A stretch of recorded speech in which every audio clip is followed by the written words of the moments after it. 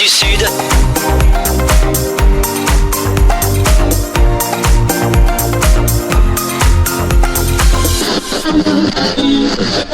L'invité du jour, le rendez-vous de Radio Call Direct. Alors je suis avec Valérie Tonin, donc présidente du tourisme en Lot-et-Garonne, Gilbert également Taureau, président des Gîtes de France.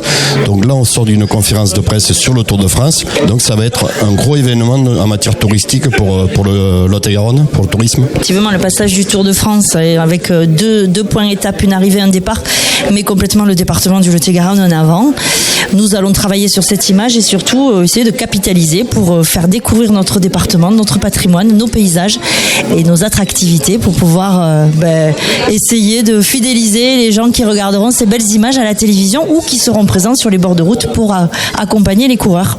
En matière de travail, d'organisation, c'est peut-être un double de travail qu'une année normale? Alors c'est une manière différente de travailler puisqu'il faut continuer quand même à mettre en avant le département hors Tour de France puisque tout le monde ne vient pas regarder le Tour de France et puis on est sur 2 jours, le mois de juillet, mais la saison touristique commence dès maintenant, au mois de mai. Donc c'est vrai que c'est un peu plus de travail, mais c'est une manière de mettre en avant, d'une mise en avant un petit peu différente des points que l'on souhaite vraiment porter à l'échelle du département. Vous avez sur votre site mis un onglet où on peut retrouver donc une page dédiée au Tour de France? Oui, tout à fait, une page spéciale, mais qui reprend l'ensemble des points importants du Lot-et-Garonne, tout ce qui est patrimoine, tout ce qui est baignade, tout ce qui est hébergement, tout ce qui va être restauration qui va venir après en suivant. Mais l'idée, c'était de concentrer sur une seule page tout ce que on peut proposer sur ces 2 jours et après aussi, et en avant aussi pour la réservation, mais en tout cas de vraiment flécher, de guider les personnes qui voudront venir dans le département pour cet événement. Et en matière d'animation, je suppose qu'il y a pas mal déjà d'animations qui débutent ici en Lot-et-Garonne. Les animations commencent dès maintenant, dès la semaine prochaine, avec la semaine des repas dans les collèges, où les chefs des collèges se sont pris au jeu de proposer aux élèves des menus spécial Tour de France. On aura dès le week-end du 25-26 la fête du vélo à l'échelle départementale, donc avec plusieurs parcours à faire à vélo, à découvrir à vélo, à pied ou dans d'autres moyens, sur le samedi, sur le dimanche, donc le 25 et le 26 mai.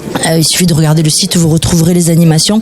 Elles se font sur tout l'ensemble du département, donc de quoi se mettre un petit peu l'eau à la bouche, en espérant qu'il fasse beau, parce que le vélo sous la pluie c'est pas marrant, mais on compte sur la météo pour nous accompagner dans ces premières animations, et elles continueront tout le mois de juin aussi avec d'autres mises en avant, avec des départs, un petit peu souvenirs. On partira sur de l'historique, le départ de monsieur Giavoni, voilà, et qui mettra en avant Théodore Joyeux, celui qui a fait le premier Tour de France en fait à vélo, et donc ça sera pour le mois de juin, avec une arrivée fin juin aussi, qui se refera aussi, arrivera à l'hôtel des départements, pardon, voilà. Et Théodore Joyeux qui était Lot-et-Garonnais de Tonnes et qui a longtemps habité à Castillonnès puisqu'il était garçon coiffeur, je crois, voilà. Donc historiquement on connaît le vélo en Lot-et-Garonne et on sait le porter.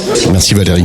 Gilbert, l'hôtellerie, l'hébergement, ça va être un gros rendez-vous pour vous? À l'hôtellerie, l'hébergement, c'est un critère important parce que peu de gens souhaitent dormir à la belle étoile. Il y a quelques moustiques qui se baladent, alors ils préfèrent être dans une belle chambre d'hôte ou un beau gîte, s'il fait beau, bien entendu. Voilà. Là, on disait qu'il y avait ASO avait retenu 2000 chambres, ça c'est pour l'hôtellerie, mais pour les gîtes et pour les maisons d'hôtes, là ça va être un gros événement.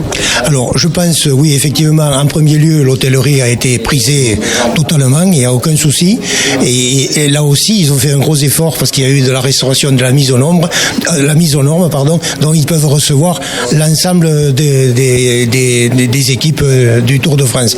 Concernant les hébergements touristiques, en particulier les chambres d'hôtes seront plus prisées, puisque c'est un court séjour, le Tour de France ce n'est qu'un passage, mais comme on l'a dit tout à l'heure, on souhaite que les gens puissent arriver peut-être un jour avant et rester quelques jours de plus pour pouvoir louer une petite semaine au niveau des gîtes.